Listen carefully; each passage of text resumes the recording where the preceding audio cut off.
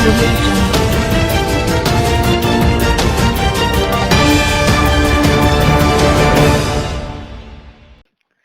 السلام علیکم، آپ دیکھ رہے ہیں کے نیوز چینل۔ خبر شامل کرتے ہیں فیصل آباد سے۔ ہمارے نمائندے حماد سومرو کی رپورٹ کے مطابق جامعہ مسجد عائشہ گلستان کالونی فیصل آباد میں قرآن مجید کی اس نیک تقریب دستار بندی میں پیر صادق الامین مولانا خلیل الرحمان انواری، مولانا صابر سلہندی، مولانا غلام فرید شیخ الحدیث دارالقرآن، مولانا مفتی محمد طیب، جامعہ امدادیہ شیخ ایوب، قاری یامین گوہر چنیوٹی نے 3 ماہ میں 40 سال سے 90 سال تک کے افراد نے قرآن مجید کی تعلیم حاصل کی۔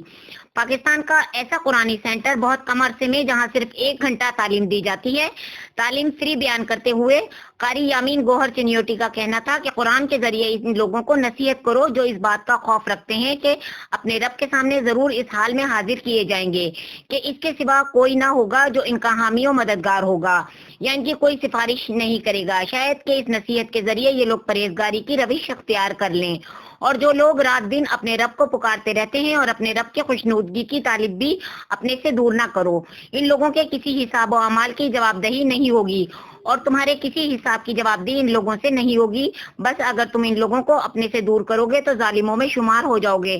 ہم اپنے بچوں کو شروع سے ہی قرآن مجید کی تعلیم دیں۔